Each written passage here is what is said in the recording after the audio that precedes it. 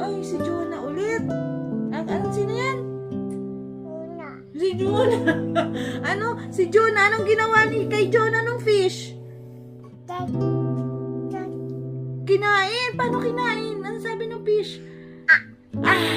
Sabi nung fish kay Jonah. Kasi, bakit siya kinain ng fish? Kasi, pasaway. Ayaw sumunod. Ano? Kasi, paano? Bakit siya kinain ng fish? Pasaway kasi. Si Zoe ba sumusunod kay mami tsaka kay daddy? Ay, no. Kakainin ka rin ng fish. Ito na yung fish. Ah! Dad. Shark. Oh, sino to? Sino to? Nani. Ha? Nani. Sino? Nani. Jonah.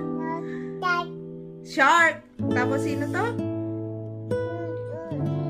Jonah. Oo. Jonah yun. Ang sabi niya, sorry? Nag-sorry siya kay Lord. Ikaw nga, paano daw mag-sorry? Dad. Ha? Dad. Medyas? O remove ko yung medyas mo? Sige po. Thank you. No. Thank you. Okay po, magre-remove na. Ano to? Si Jonah ay pasaway.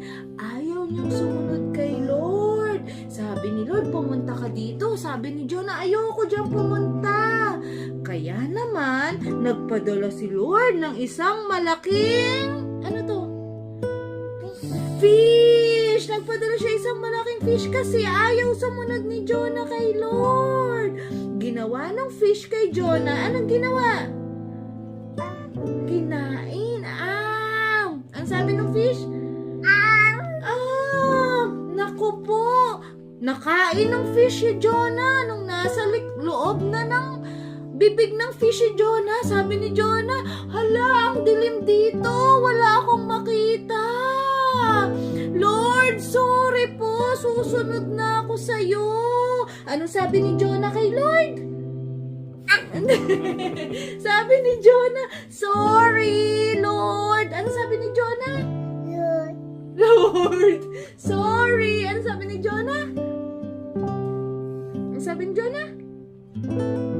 Sorry. Nung nag-sorry si Jonah kay Lord, kasi mabait naman si Lord, sabi ni Lord, sige Jonah, lumabas ka na dyan sa bunganga ng fish. Kaya yung fish, dinura si Jonah doon sa land, yung wala ng tubig, yung hindi na siya malulunod.